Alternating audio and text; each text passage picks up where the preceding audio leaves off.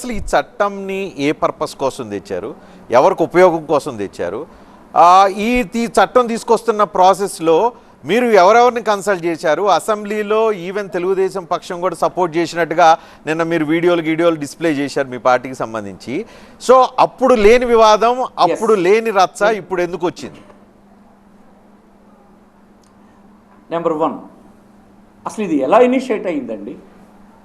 దేశంలో ఉండేటువంటి సుప్రీంకోర్టు భారతదేశంలో ఇప్పటి వరకు కన్ఫర్మ్ టైటిల్ ఇచ్చేటువంటి రికార్డే లేదు, చట్టమే లేదు అని చెప్పి ఒక తీర్పు ఇచ్చిందండి.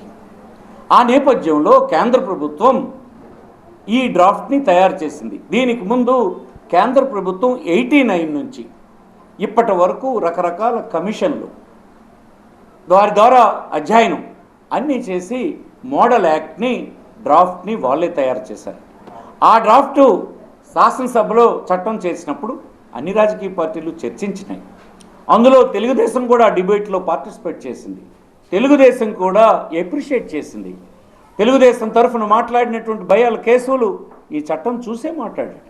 ఇది రైతులకు చాలా ప్రయోజనకరమని అంగీకరించినాడు.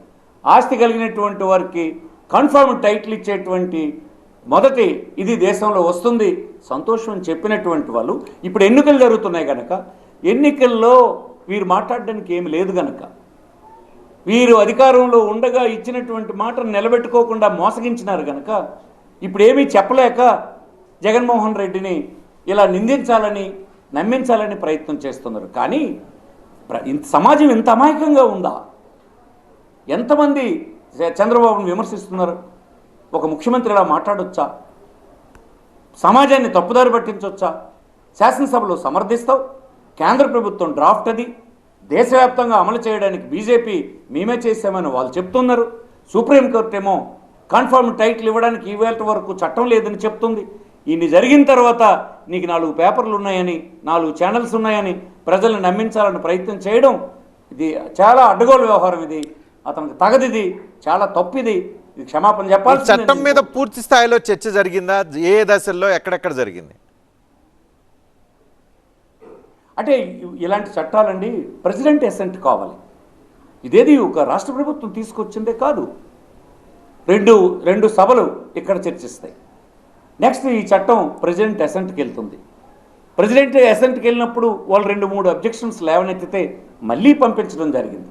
ఇలాగ తర్జన అన్నీ జరిగిన తర్వాత కేంద్ర ప్రభుత్వం సజెస్ట్ చేసిన చట్టమే ఇక్కడ చట్టం రూపుదాల్చింది. అయినా చట్టం అమలు చేయడానికి ఇంకా నోటిఫికేషన్ ఇవ్వలేదు. కానీ చట్టం అనేది చేసిన తర్వాత ఇంప్లిమెంటేషన్ అయితే చేయాలి కదా. రికార్డ్ కంప్లీట్ చట్టం చేస్తాం, ఇంప్లిమెంట్ కానీ చేయడానికి దాంట్లో చట్టంలో ప్రొసీజర్ ఏంటంటే ఒక చట్టం రూపొందుతుంది, చట్టం ఎప్పటి నుంచి అమలు చేస్తామన్నదానికి మళ్ళీ ఒక గెజిట్ నోటిఫికేషన్ ఇవ్వాల్సి ఉంటుంది. ఇప్పుడు ఆంధ్రప్రదేశ్లో ఈ చట్టం ఇంప్లిమెంట్ కావట్లేదు. ఇవ్వము కాదు, ఇది కోర్టు ముందు చెప్పాం, హైకోర్టు ముందు చెప్పాం, ఇది అమలు చేయడం లేదు. ఇప్పుడు ఈ డేటా కంప్లీట్ కావాలి, దానికి చాలా సుదీర్ఘమైన కాలం పడుతుంది. ఈలోపుగా నేషనల్ లెవెల్లో కన్సెస్ ఏదైనా వస్తుంది, అన్ని చూసిన తర్వాత ప్రభుత్వం ముందుకెళ్తుందన్న వాటి విషయాన్ని కోర్టులో చెప్పాం.